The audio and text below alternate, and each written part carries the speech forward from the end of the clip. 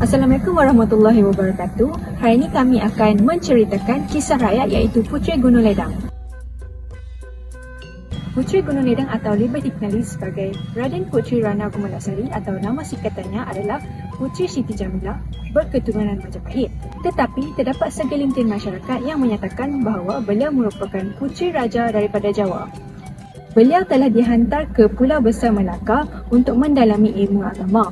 Tetapi telah dikatakan bahawa ayahanda beliau merupakan penganut yang kuat beragama Hindu. Ada juga yang mengatakan bahawa kisah ini mempunyai unsur mitos di mana Puteri Gunung Ledang dan Hang Tuah ini merupakan pasangan kekasih dan saling bercinta. Lalu, Puteri Gunung Ledang ini menolak pinangan Sultan Melaka dengan cara halus, lembut namun berkias. Misalnya, Puteri Gunung Ledang ini memberikan ataupun mengenakan 7 syarat yang agak mustahil untuk ditunaikan oleh seorang manusia. Dalam masa yang sama, Puteri Gunung Ledang ini berasa sangat kecewa kerana Hang Tuah yang merupakan pasangan kasihnya sanggup mempertaruhkan cinta mereka demi taat dan kesetiaannya kepada seorang raja. Kisah Sultan Mahmud Shah meminang Puteri Gunung Ledang. Dikisahkan pada suatu malam, Sultan telah bermimpi akan seorang wanita yang terlalu cantik rupa parasnya dan wanita tersebut telah menggoda Sultan Mahmud Shah. Setelah terjaga, Sultan Mahmud Shah terus memanggil para nujum istana untuk bertanyakan perihal mimpi tersebut. Melalui tilikan para nujum istana, wanita tersebut merupakan Puteri Gunung Ledang, iaitu wanita yang telah mendiami gunung tersebut sejak ratusan tahun yang lalu. Apabila mendengar penjelasan para nujum tadi, Sultan Mahmud Shah telah menyatakan hasratnya untuk memperisterikan Puteri Gunung Ledang.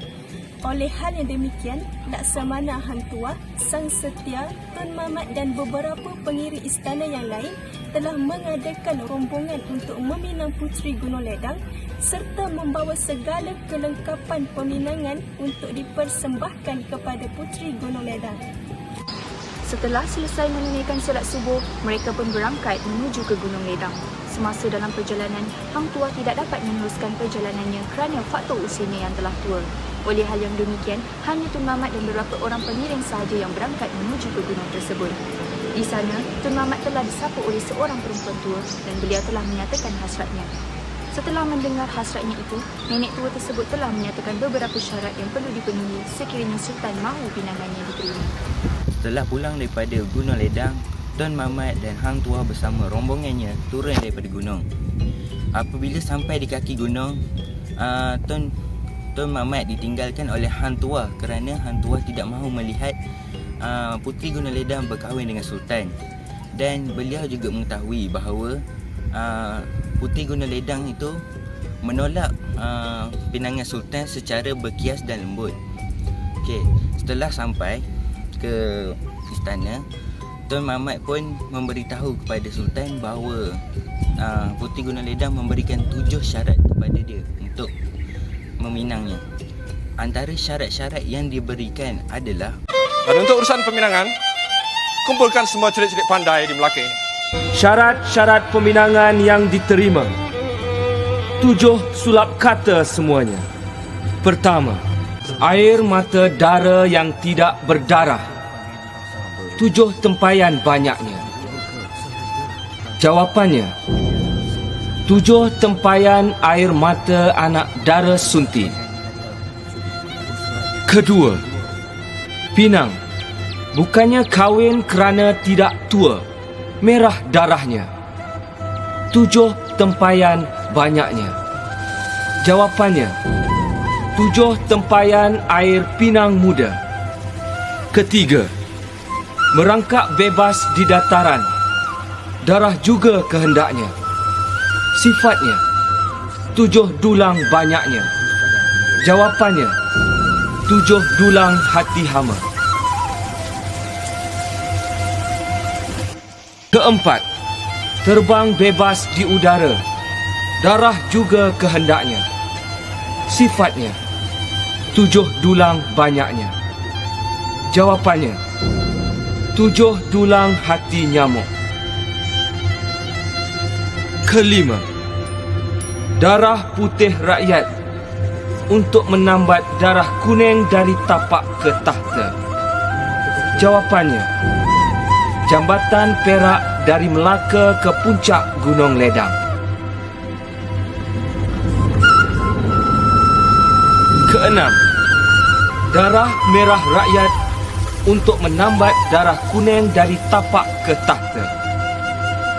Jawapannya, jambatan emas dari Melaka ke puncak Gunung Ledang. Ketujuh, darah seguntang tetap mengalir. Darah seguntang tetap mengalir. Badan bersilih menanti. Sebatil.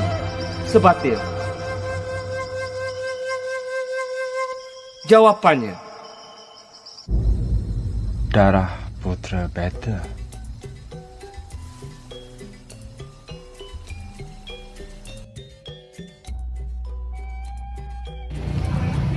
Tadi kita sudah dengar apa yang kawan-kawan saya telah terangkan, bagaimana ceritanya Puteri Gunung Ledang tersebut.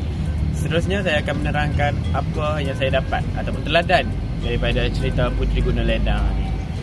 Pertamanya, kita haruslah bersikap rasional dalam melakukan apa sahaja pekerjaan sekalipun.